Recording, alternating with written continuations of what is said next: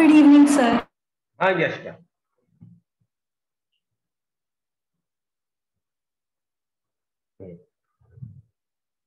कुछ किया आपने?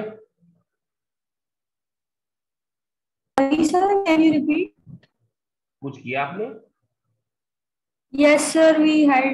Yes, sir. अच्छा, कोई डाउट? No, sir. श्योर?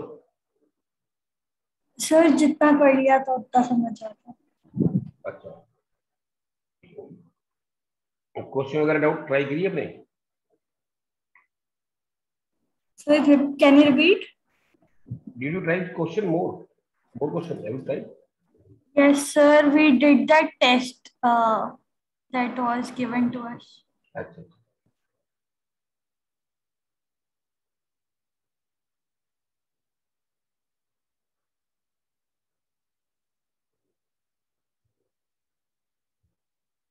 ये ठीक लिखा मैंने? No, sir. 2s का एक एरो ऑपोजिट होना चाहिए. तो कौन सा रूल वायलेट हो गया ये? सर सेकंड वाला. नाम बोला रूल का, कौन सा रूल वायलेट हो गया? सर 3p वाला राइट है. नहीं नहीं, रूल कौन सा वायलेट हो गया? Which rule got violated? Sir sir Hund's rule. कौन सा रूल वायलेट हो गया? यस. बड़ी होम्स रूल? यस. नहीं sir, Pauli's principle. What is that? Sir, that two electrons in an atom cannot have the same set of 4 quantum numbers. हाँ, So they are both positive half. so here there are two electrons with same spin. So all the 4 quantum numbers are same. So this is not correct. Yes, sir.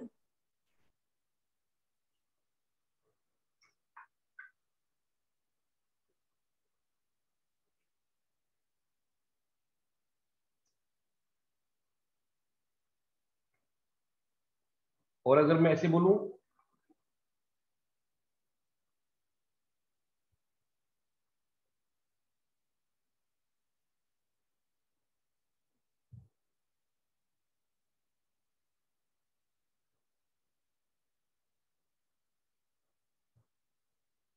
is this correct? No, sir. 3p1 is incorrect. So which rule got violated? Sir, Horn's rule. What is that? Sir, that the electrons first pair singly. They occupy singly, then they start to pair up. First of all the orbitals have to be occupied singly. First of all the orbitals have to be singly occupied before getting paired. Yes, sir. ये बात समझ में आ गई आपको ठीक से? Yes, sir. अच्छा, आप एनसीईआरटी निकालो. Yes, sir. मतलब प्रॉब्लम्स निकालो उसमें exercise.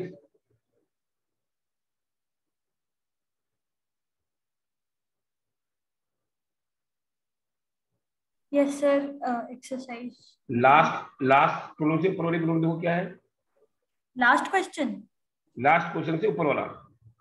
Sir, how many subshells are associated with n is equal to 4? नहीं, लास्ट तो हो गया, ये लास्ट में पहला वाला. Last से पहले वाला. Indicate the number of unpaired electrons in A, P, A phosphorus, B silicon, C chromium, D iron, and E krypton. Number of unpaired electrons. Yes, sir. Unpaired electrons. Indicate the number of unpaired electrons in. हाँ, बता सकते हो उसमें. जैसे मैं बोलता हूँ Fe26. Fe26. Find the number of unpaired electrons.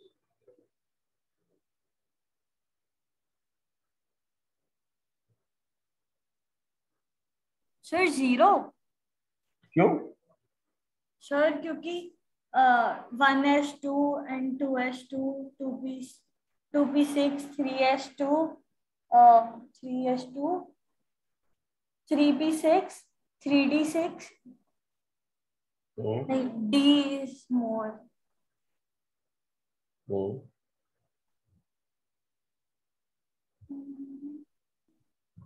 3d6 and 4s2. So all are paired. For last one is. ये देखो हमेशा जो भी अनपेयर्ड होंगे लास्ट में होंगे. लास्ट में आ रहा है 3d6 4s2. ये तो हो गया 3d6 ऐसे, 4s2 पेयर हो गया. 3d ऐसे बनाएंगे, डी में 5 टोटल होते हैं.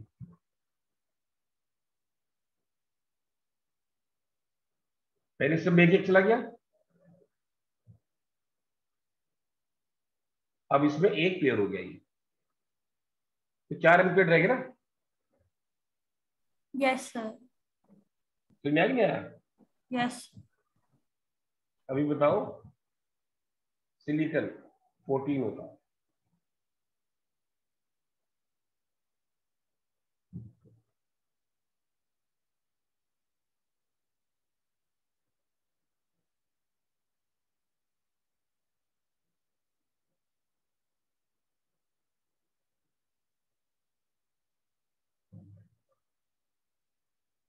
Sir, 2 of them are unpaired. Sir, 2.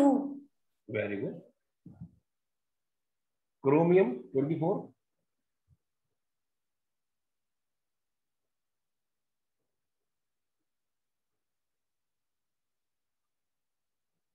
Sir, 6 of them are unpaired. 6 of them are unpaired. Very good. और लास्ट में जो है krypton,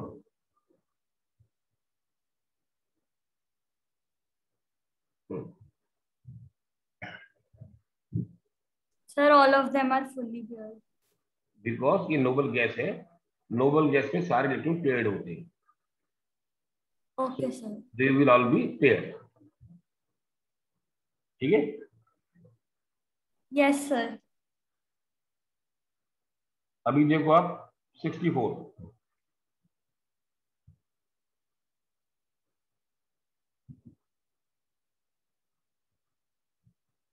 Sir, larger effective nuclear charge. Sir, first one 3s. नहीं, न्यूक्लियर चार्ज ज्यादा लगेगा. ये ऐसा होगा ना, ये न्यूक्लियस हो गया, ये सब ऑर्बिट्स हो गई. जो जितना दूर होगा उससे चार्ज कम लगेगा. Okay, sir. So 2s. 2s पे ज्यादा चलेगा, 3s पे कम लगेगा.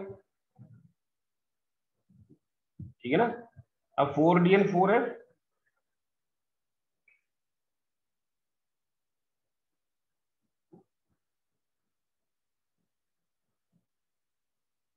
Sir, 4d. 4d. 3d and 3p. Sir, 3p. शाबाश, समझ आ गया. अब ये बढ़ो 65.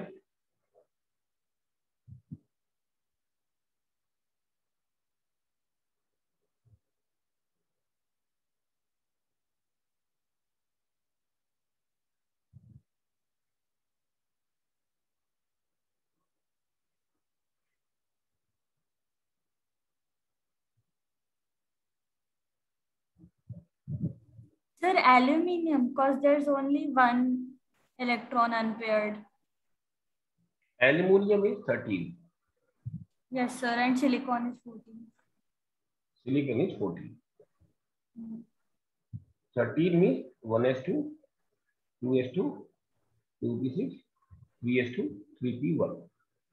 Ahead is 3p2. ठीक है. ये दोनों इलेक्ट्रॉन 3p में, ये 3p हो गया. एल्यूमिनियम यहां पर एक इलेक्ट्रॉन, और मान लो सिलिकॉन 2 इलेक्ट्रॉन. Yes, sir. इस पर चार्ज ज्यादा लगेगा, इस पर या इस पर? Sir, silicon. क्यों? क्योंकि सर 2 unpaired. उसे फर्क क्या पड़ गया?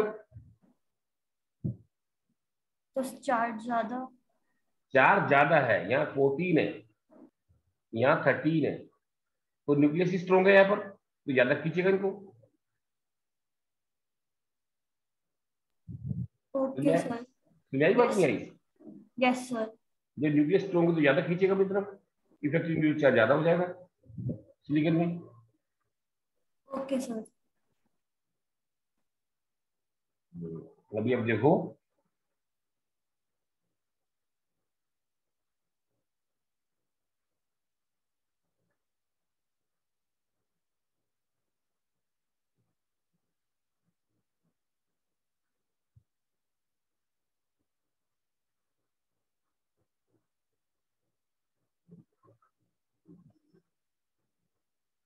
Question number 22।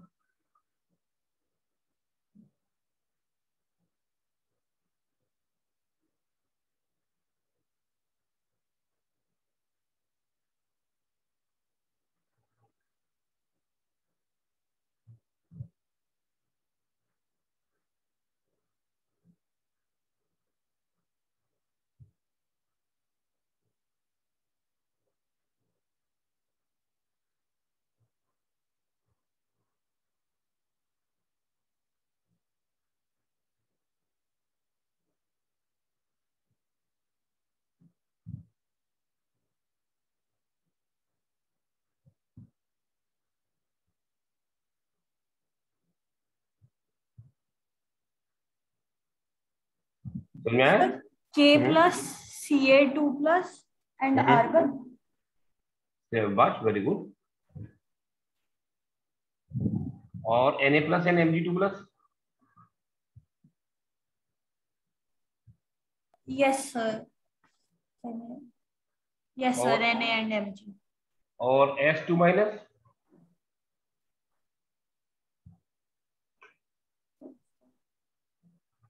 सल्फर में Sir 16 with होते हैं। silicon. नहीं, सल्फर है, sulphur. Sulphur, Sulfur with argon. The हाँ, argon. सल्फर आएगा सब। सल्फर में 16 होते हैं, 2 मान से 18 हो जाएंगे। Yes sir. समझ में आई बात आपको ये? Yes sir. Very good. ये जो 2.23 का है, इसके अंदर सी पार्ट करना था। 2.23 का थर्ड पार्ट. हाँ, C part.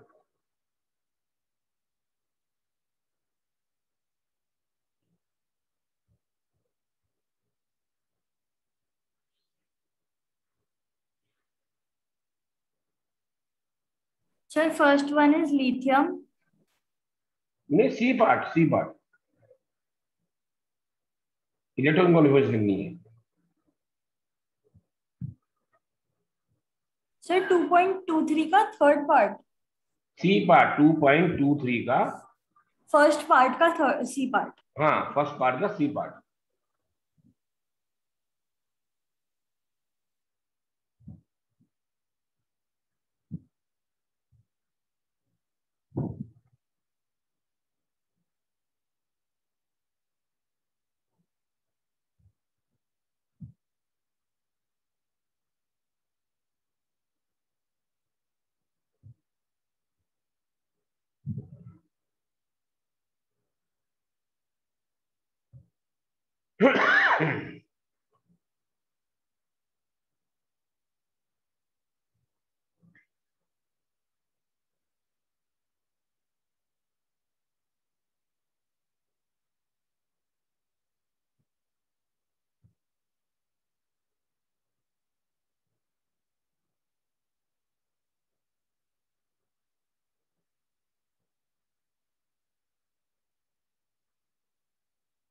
Sir, 2, 2 and 6.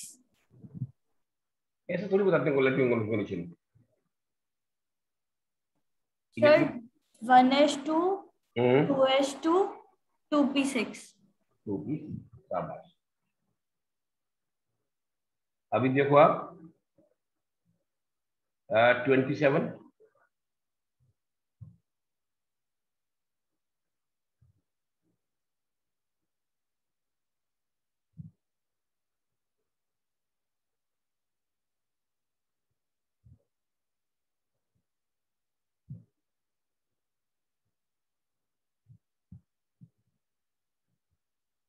Sir H2+ का 1, H2 का 2 एंड O2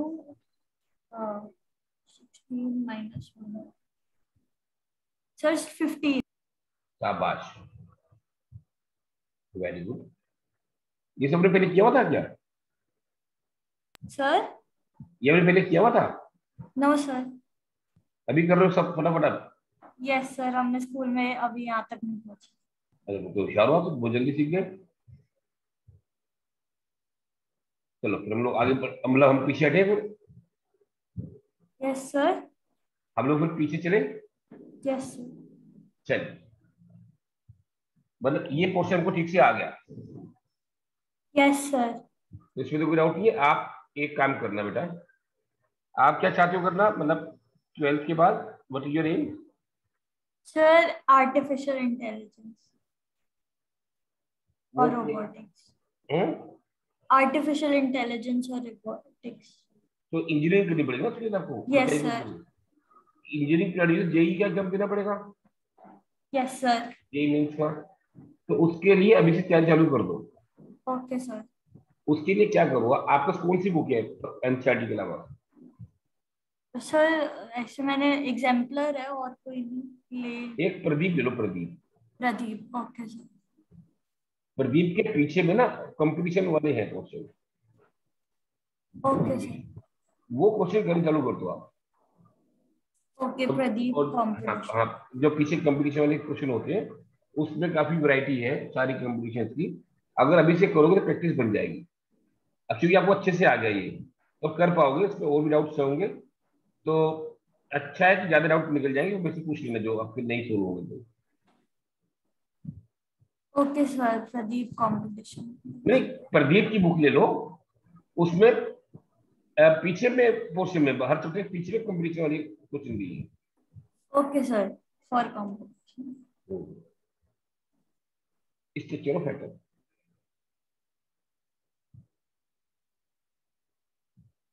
ये एटम क्या होता है?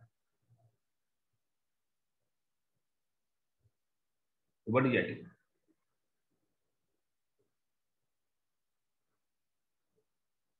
हम्म?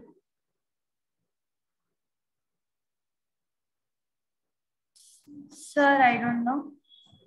आपको इनवन एटम क्या होता है? कितने बड़े हो गए आप? सर हम्म?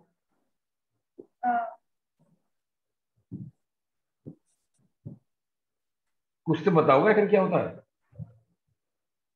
Yes sir. बताओ सर क्या। It is the smallest unit of element और मॉलिक्यूल हाँ, स्मॉलेस्ट यूनिट। और and it is not divisible. Not divisible. Uh, और atoms combine to form molecules and हाँ, atoms combine to form molecules. और बताओ sure, शाबाश।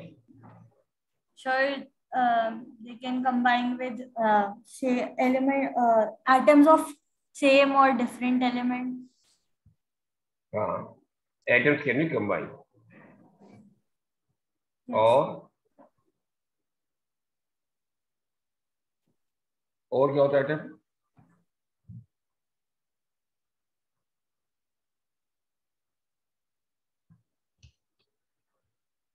आपने सही बताया था। और एटम के बारे में क्या जानते हो आप? एटम में क्या होता है, कैसे होता है? They are made up of electrons, protons and neutrons electrons, protons and neutrons. ये कहाँ होते हैं electrons? in the orbits. Orbits. और ये protons, neutrons Sir, in the nucleus. In the nucleus. तो एटम में न्यूक्लियस भी है, ऑर्बिट्स भी है, ऑर्बिट्स में इलेक्ट्रॉन्स है, और न्यूक्लियस के अंदर प्रोटॉन और न्यूट्रॉन है। तो बहुत कुछ मालूम जो आपका, आई डोंट नो। आपको सब कुछ मालूम है एटम के बारे में? हम्म? Yes, sir. जितना आपको मालूम है ना अभी, मतलब आज से तकरीबन तकरीबन ये समझ लो 64 और मान के चलो 100 साल पहले, अबाउट 100 ईयर्स बैक। बहुत ज्यादा टाइम तो है नहीं है। तो जो नोबेल प्राइज विनर थे ना साइंटिस्ट, उनको भी इतनी बात नहीं मालूम थी जितनी आपको मालूम है। ये बात मालूम है? जितना आपने बताया उतना उनको नहीं मालूम था, जो उस वक्त के नोबेल प्राइज विनर थे साइंस के। कुल 100 साल पहले की बात है, बल्कि 90 ईयर्स मान लो।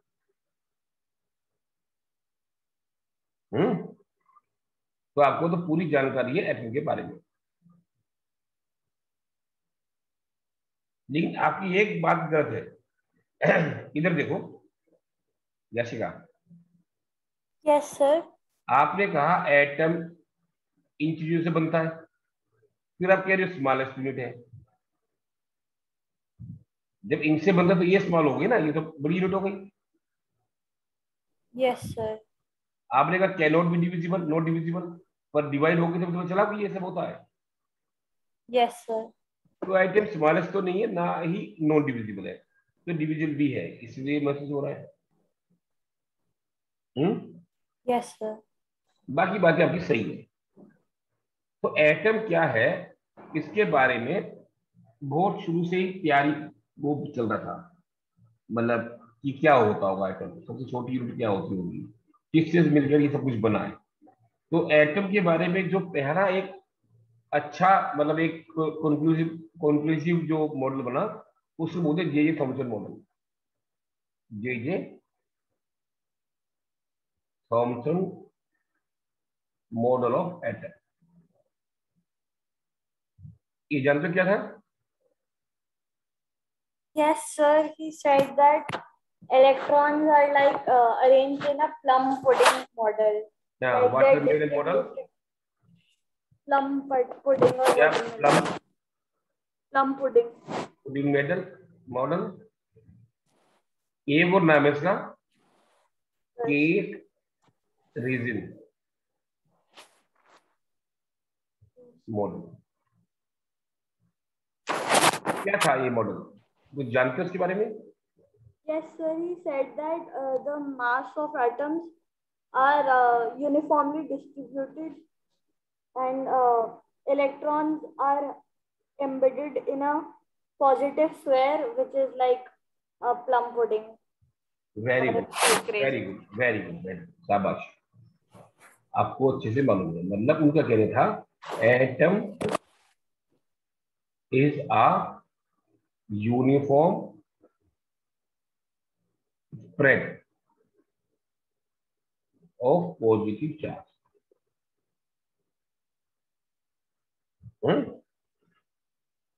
Yes, sir. जैसे ये होता है ना वाटरमेलन है। Yes, sir. हाँ, तुम्हारे तो बहुत पैदा होते होंगे उस समय। यस सर, और भी बहुत सारी चीज होती है। हाँ यस सर, बहुत सारी है। हाँ, वहाँ तो अच्छे भी मिलते होंगे। ये जैसे यूनिफॉर्म स्प्रेड है, ये पूरा इसमें मास है, और इसके अंदर जगह जगह ये जो बीज है काले काले, बीज आर लाइक इलेक्ट्रॉन। तो क्या बोला उसे, uniform spread of positive charge mass. ठीक है। सर जो मास है एटम का, it is uniformly distributed. This was being suggested by J Thomson. Yes तो जब ये बात समझ में आ गई, सब लोगों ने मान भी लिया कि ऐसे ही होता होगा। तो उसके बाद उन्हीं का स्टूडेंट था Rutherford. Rutherford, he was the student of rather ये जे थॉमसन। उसने उनकी बात को और पक्का करने के लिए एक्सपेरिमेंट करा। उसे क्या बोलते हैं, रदरफोर्ड के एक्सपेरिमेंट को? Alpha ray experiment, alpha ray scattering experiment. Alpha ray scattering experiment. तो Rutherford was the student of J Thomson. ये अल्फा रेस क्या होती है?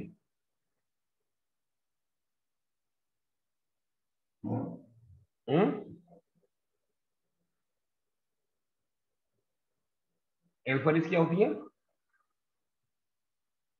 जिनमें एक ही इलेक्ट्रॉन हो। हम लोग कह सकते हैं stream of alpha particles. Yes sir. और अल्फा पार्टिकल क्या होते हैं?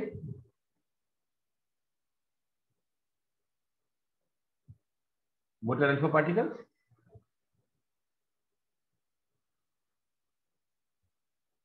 नहीं मालूम? No sir. हीलियम 2। हीलियम में 2 इलेक्ट्रॉन होते हैं और दोनों निकाल दें तो उसे बोलते हैं अल्फा पार्टिकल। और बहुत सारे अल्फा पार्टिकल इकट्ठे निकले, पूरी की लहर से निकल जाए, उसे बोलेंगे alpha rays, stream of alpha particle. Yes sir. तो what are alpha rays? Alpha particles sir क्या हो गया? Doubly ionised helium atom. Doubly ionised मैंने 2 बार इलेक्ट्रॉन निकाल दिए जिसमें से, उसको बोलते हैं हम लोग अल्फा पार्टिकल। ठीक है? Yes sir.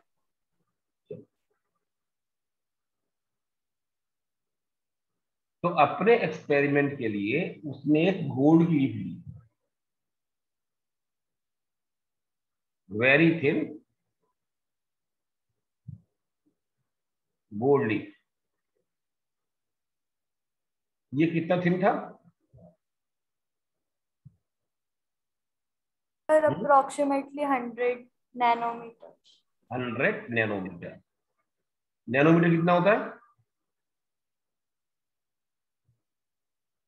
Sir 10⁻⁻⁶।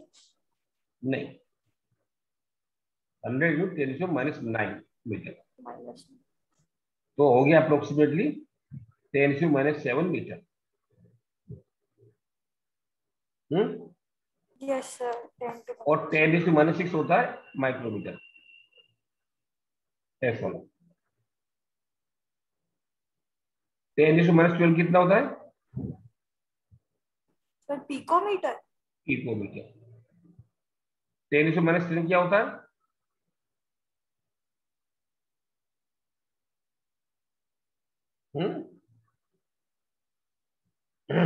Nanometre. Armstrong. Armstrong. Nanometre बताया ना, कोई नैनोमीटर होता है 10⁻9। Yes sir. आर्मस्ट्रॉन्ग। इसको आप ये कह सकते हो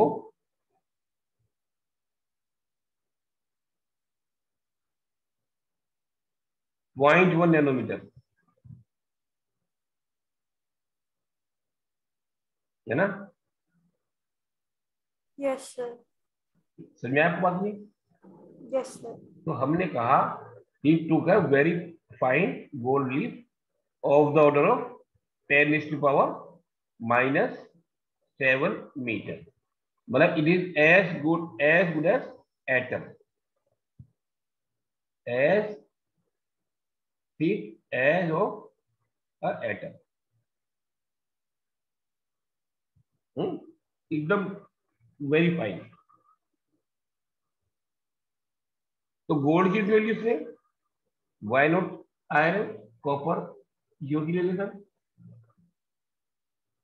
क्योंकि उसके इलेक्ट्रॉन्स को बाहर निकालना इजी है। गोल्ड के तो यस इलेक्ट्रॉन सर। बाहर निकालने की होता उसको। सर ताकि हम पता कर पाए कि उसमें नहीं नहीं नहीं,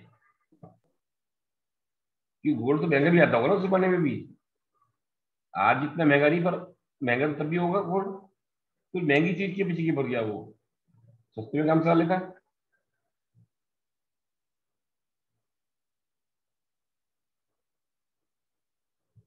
हम्म। Yes sir.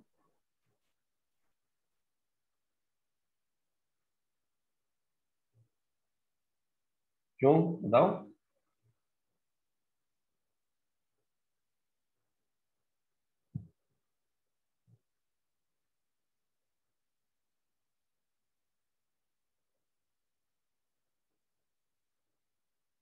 हाँ?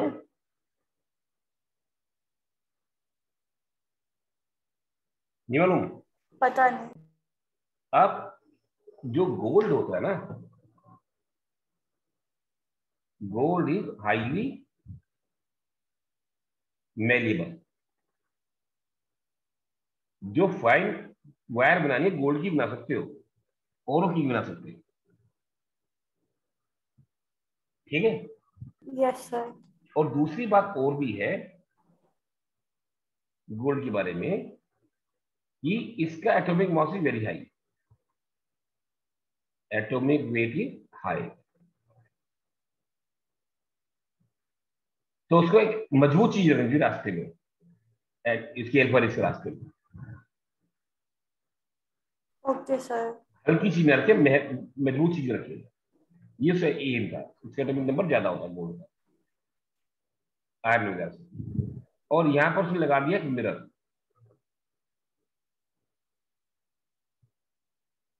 मतलब ये फ्लोरोसेंट मिरर होता था।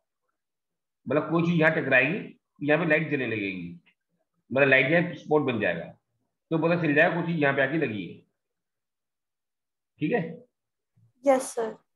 यहाँ पर उसने बनाया सोर्स उसका रेडियो एक्टिव मेटेरियल का, रेडियो एक्टिव सबस्टेंस, जिससे कि एल्फरिस जा सके। कोई भी रेडियो एक्टिव सब्सटेंस होगा जिससे रेडिएशन निकलेंगे।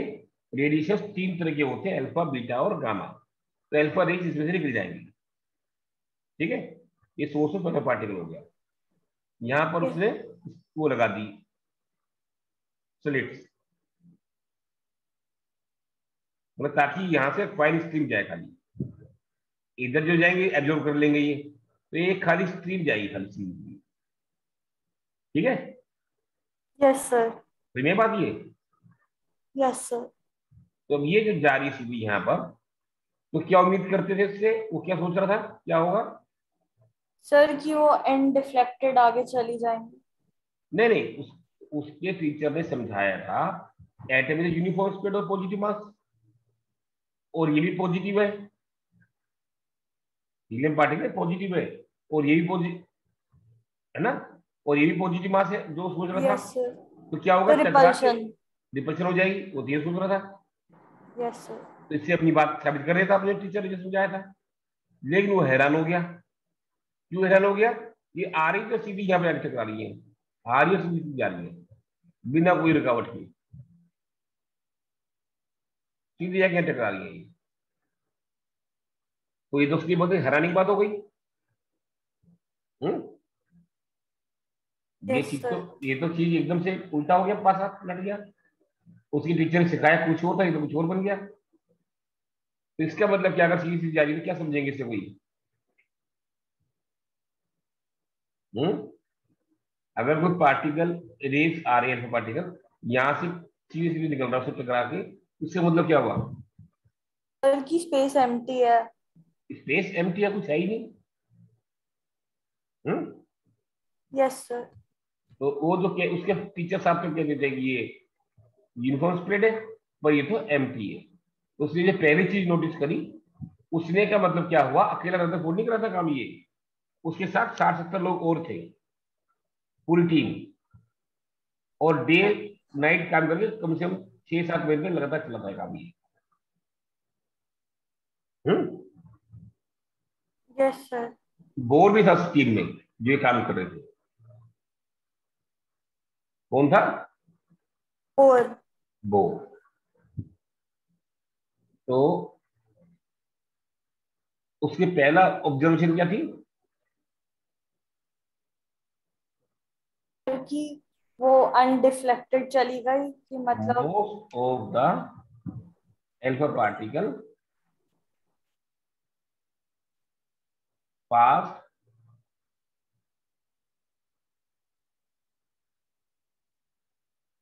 Through the gold leaf unhindered, कोई हिंड्रेंस नहीं थी, unhindered, they pass through the gold unhindered. ठीक है। Yes sir. तो उसका मतलब क्या निकाला उससे इंफिनिटी से? सर कि वहां पे स्पेस खाली है, most of the space. Most of the space in the atom is hollow और empty। हम्म। Yes sir. फिर उसने ये भी देखा कि कुछ अल्फा पार्टिकल्स जो है वो स्मॉल एंगल से डिफ्लेक्ट हो कैसे, ऐसे ऐसे ऐसे स्मॉल एंगल से डिफ्लेक्ट हो गए, आगे थोड़ा सा मुड़ गए वो। Some of the alpha particles deflected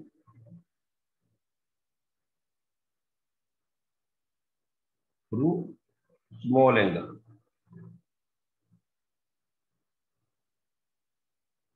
इसका क्या मतलब हुआ सर कि वो किसी चीज से टकराया है। ना? टकराते तो फिर वापस आते ना, ये जो होते डिफ्लेक्ट हो गए, चलते हो थोड़ा सा मुड़ गए अपने आप। सर फिर वो किसी चीज से अट्रैक्ट हुआ है। अट्रैक्ट भी नहीं, कैसे अट्रैक्ट होते तो सीधी उसकी अट्रैक्ट तरफ होते से। थे। ये उसका मतलब क्या हुआ? और ये बहुत सारे अट्रैक्ट होते फिर तो, कोई चीज से अट्रैक्ट, सारे अट्रैक्ट होते हैं। क्यों? यस। इसके मतलब कहीं पर यह पॉजिटिव चार्ज है, ये पॉजिटिव चार्ज है, उससे पास में आते ही डिफ्लेक्ट होने लगी। Yes sir. प्रेजेंस हो, और ये थोड़े से हो रहे तो मतलब पॉजिटिव चार्ज छोटा सा ही है, of A small volume of positively positive charge in the atom. Yes ठीक है। सर। एच को डालू बेटा क्या? Yes sir. तो आप ये नहीं करना चाहते एग्रीकल्चर? सर कर सक सर मैं बहुत कंफ्यूज थी बायो और उसके बीच में, क्योंकि हम्म। मुझे साइंस में कंप्यूटर और बायो दोनों ही बहुत अच्छी लगती थी। हम्म। बट मेरे को ऐसा था कि मेरे को बायो लेके डॉक्टर नहीं बनना था। अच्छा, तो अपनी बायो ली नहीं आपने फिर? No sir. कौन सा स्कूल आपका? Sir Springdales. स्प्रिंग। अच्छा, फिर तो आपका एमएससी एग्रीकल्चर का स्कोप गया। सर। तो आपके घर में कौन करते काम कृषि भवन में? सर मेरी मॉम। आपकी मदर? Yes sir. वो क्या है, साइंटिस्ट है? सर प्रिंसिपल साइंटिस्ट है। अच्छा, तो यहीं पर होंगे कुछ समय फिर तो। Yes sir. अच्छा, यहीं पर उनका ऑफिस भी? Yes sir. अच्छा, very good.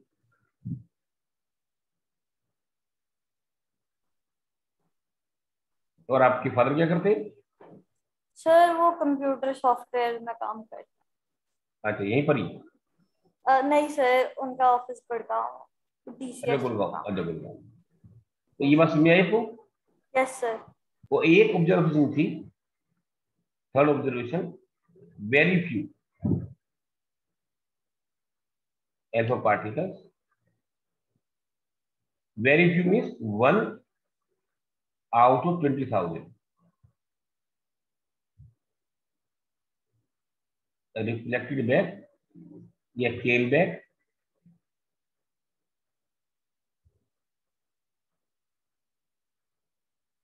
at an angle of 180 degree, मतलब सीधा गया और सीधा 120 एंगल में वापस आ गया, सीधा गया सीधा वापस आ गया। पर ये बहुत कम थे, 20,000 में से एक almost.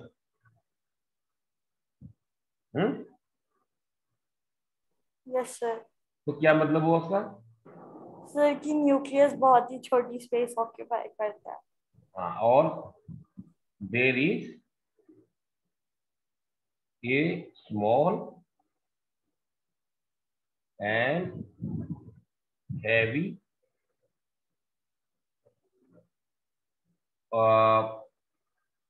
Positively charge mass in the atom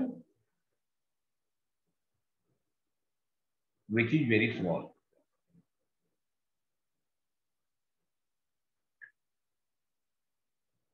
And was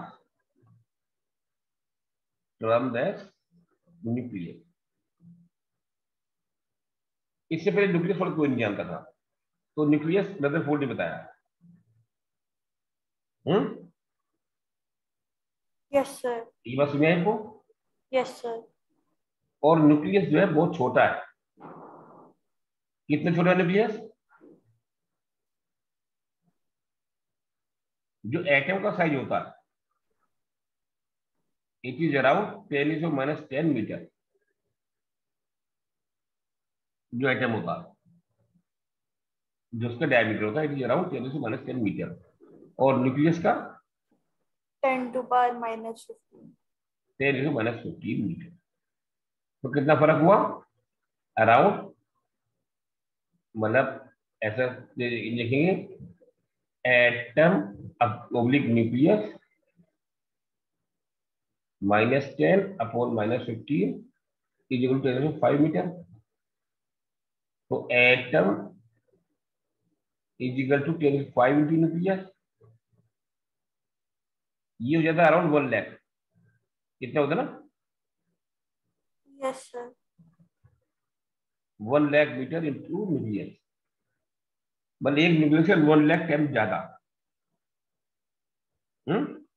yes sir. मतलब क्या हुआ? अगर न्यूक्लियस 1 लाख का हुआ, 1 मीटर का हुआ, तो एटम होगा 1 लाख मीटर का। Yes sir. तो रदरफोर्ड के मुताबिक if a football ground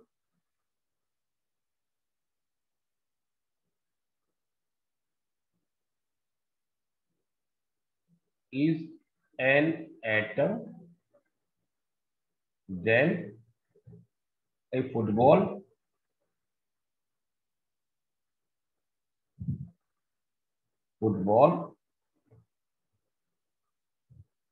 in the middle of it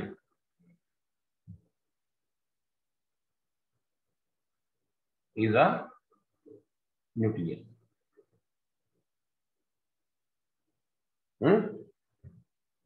yes sir. ठीक है? Yes sir. तो इट इज एक्सट्रीमली स्मॉल। अब उसको लेकर रदरफोर्ड ने जो मॉडल बनाया अपना, कि जो हमारा atom is like a solar system, atom is like a solar system in which nucleus is like a sun, nucleus is like a sun and electrons revolve around the nucleus. Electrons revolve around the nucleus. अब एक सवाल है कि revolve क्यों कर रहे हैं, ये खड़े क्यों नहीं रहते?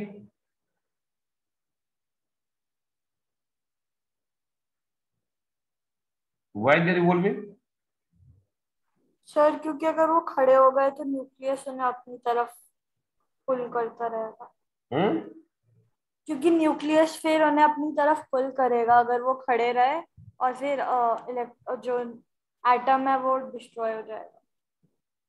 हाँ, और मतलब खींच लेगा, खड़े हो जाएंगे तो, इसलिए वो घूमते रहना पड़ता है। Yes sir.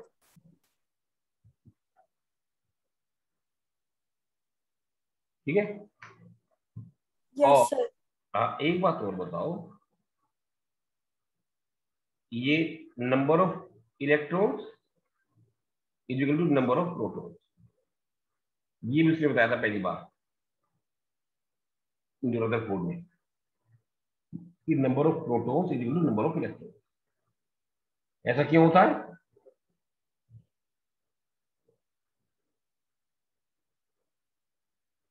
Y there equal?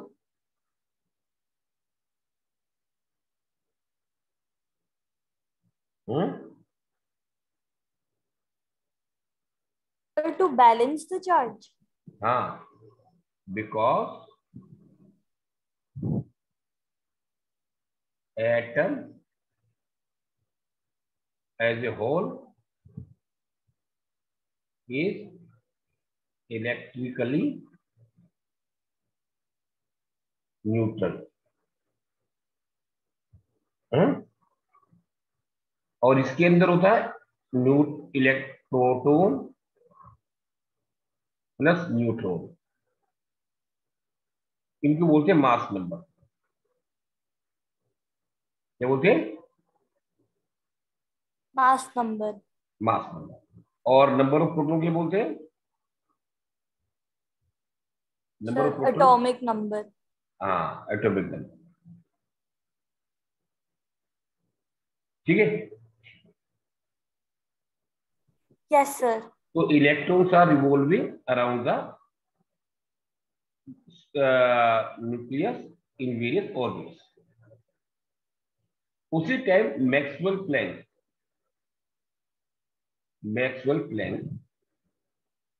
he was working on the electromagnetic radiations. उसने बताया all accelerating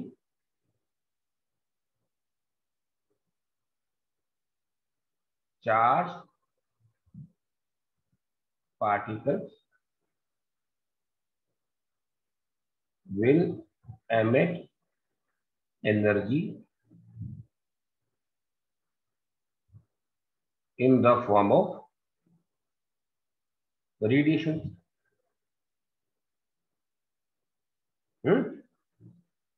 They will emit energy in the form of radiation. ठीक है। Yes, sir. तो इलेक्ट्रॉन्स की अगर स्पीड यहाँ पर कांस्टेंट है, मान के चलो, there move with the constant speed, उसमें एक्सेलरेशन होगा? Yes, sir. अगर इलेक्ट्रॉन की स्पीड कांस्टेंट है अराउंड द न्यूक्लियस, तो क्या उसमें एक्सेलरेशन होगा? No, sir. क्यों? Sir, क्योंकि स्पीड कांस्टेंट है। स्पीड कांस्टेंट है, इसलिए एक्सेलरेशन नहीं होगा। Yes, sir. ये बात आपकी गलत है। अगर स्पीड कांस्टेंट भी है इसकी, तो डायरेक्शन तो बदलती जा रही है। Yes, sir. डायरेक्शन बदलने से वेलोसिटी आ गई। Yes, sir. वेलोसिटी है तो एक्सेलरेशन भी होगा। Yes, sir. तो इसमें एक्सेलरेशन होगा। Yes, sir. Even if the electron is moving with a uniform speed, there will be acceleration in the electron. Yes, sir. Electron will have definitely acceleration even if the speed is constant. जब acceleration होगा तो energy भी निकलेगी, लिखा है will emit energy। Yes, sir. तो radiation निकलेगी, energy निकलेगी, मतलब कुछ ऐसा हो जाएगा, ये जैसे हमारा न्यूक्लियस है, ये इलेक्ट्रॉन घूम रहा है, ये इलेक्ट्रॉन घूम रहा है हमारा, अब इसमें एनर्जी निकल रही है, एनर्जी निकलेगी तो कम एनर्जी में आ जाएगा, तो कम में आएगा, फिर कम में आएगा, फिर गिर जाएगा इसके अंदर, स्पाइरल मोशन में चलता हुआ। और ये सब कुछ हो जाएगा 10⁻⁸ सेकेंड में। That means atom is not stable. ये बात समझ आई आपको? Yes, sir. तो Rutherford model could not explain the stability of atom. अगर ऐसा है तो इलेक्ट्रॉन तो न्यूक्लियस में गिर जाएगा, तो स्टेबिलिटी खत्म हो गई इसकी। तो Yes, sir. रदरफोर्ड मॉडल की जो ड्रॉबैक क्या थी? Give stability in some. Rutherford model could not explain the stability of atom.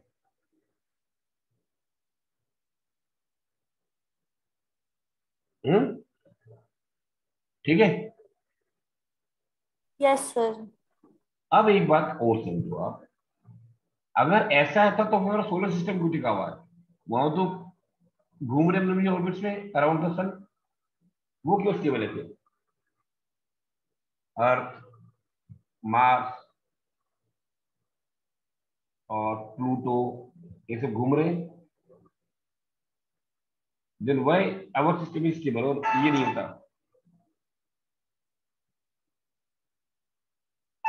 Hmm sir बता सकते पता हो? नहीं। सोचो जरा, आप होशियार हो पर आप थोड़ा सा लेजी हो, है कि नहीं? Yes sir.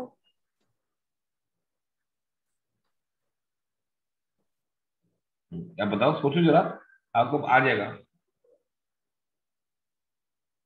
Why the solar system stable अगर एटम स्टेबल नहीं है तो? Sir because they are not charge. Very good, देखा मैंने कहा था बता दोगे। हमारे जो अर्थ वगैरह इज नॉट चार्ज, अगर चार्ज हो जाती तो अभी तक हम भी पहुंच जाते सन के अंदर। हम्म ओके सर। तो दे आर नॉट चार्ज, इसलिए ये स्टेबल है। और atom is not stable because of the charge nature of electron. तो अब ये प्रॉब्लम खड़ी हो गई कि एटम इज नॉट स्टेबल। अब इसको एक्सप्लेन करने की तो रदरफोर्ड ही बताता ना, लेकिन यस सर। तब तक रदरफोर्ड बचा ही नहीं। तो रदरफोर्ड के साथ बोर काम कर रहा था। अब उसी शूट का डायरेक्टर बोर्ड बन गया, जहां तो रदरफोर्ड एक्सपेरिमेंट किया था। तब बोर की जिम्मेदारी बन गई। Then Bohr came out with another model, उससे बोलते Bohr model of atom. Bohr model of atom, इसको हम लोग अगली बात करते हैं। ठीक है, नील्स बोर।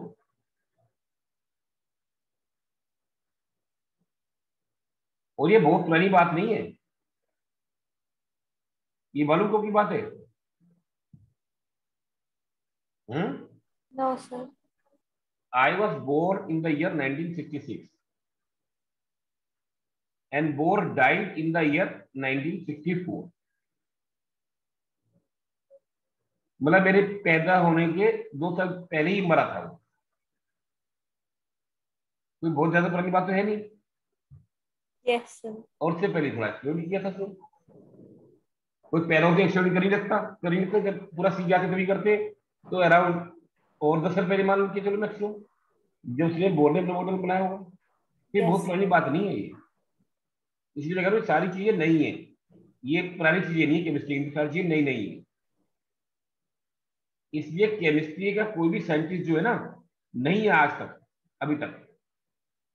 आप जिसका भी नाम सुन रहे हो, Rutherford he was not chemist.